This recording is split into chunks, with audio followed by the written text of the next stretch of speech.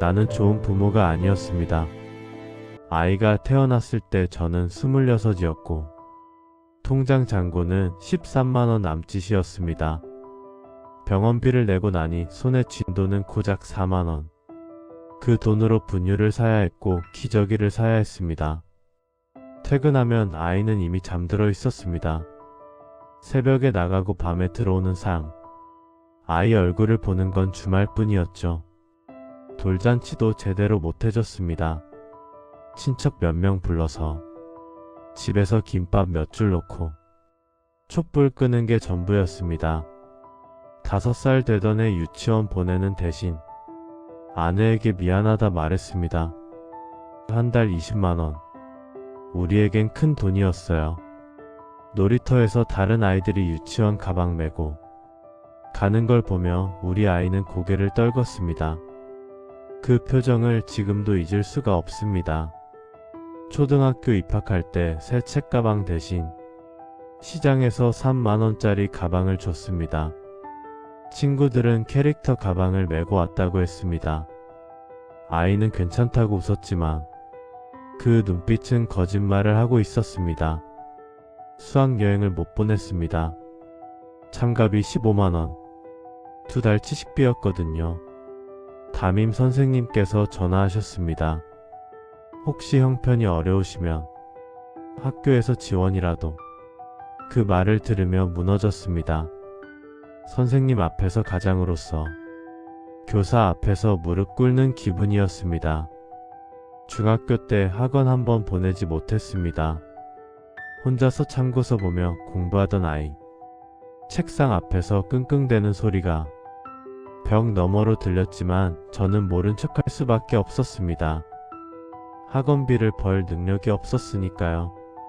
고등학교 수학여행은 스스로 포기했습니다. 엄마 아빠 나는 안 가도 돼.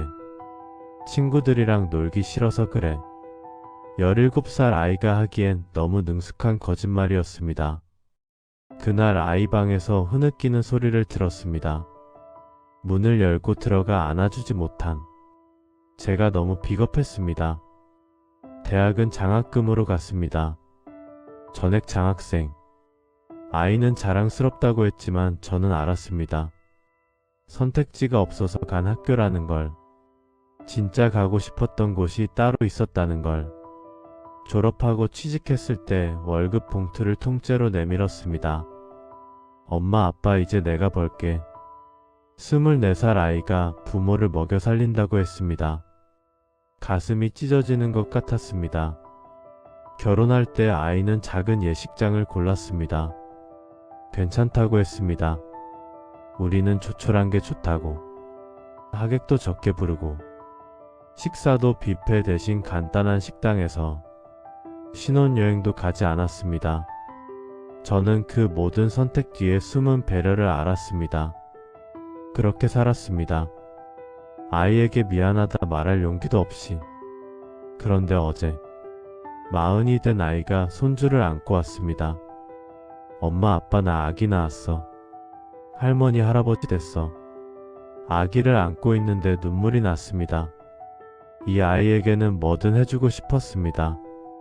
내가 내 아이에게 못해준 것들. 따뜻한 겨울 외투새 책가방. 학원 여행 선택할 자유. 미안해 정말 미안해. 내가 원하는 걸 해주지 못해서. 내가 바라는 부모가 되지 못해서.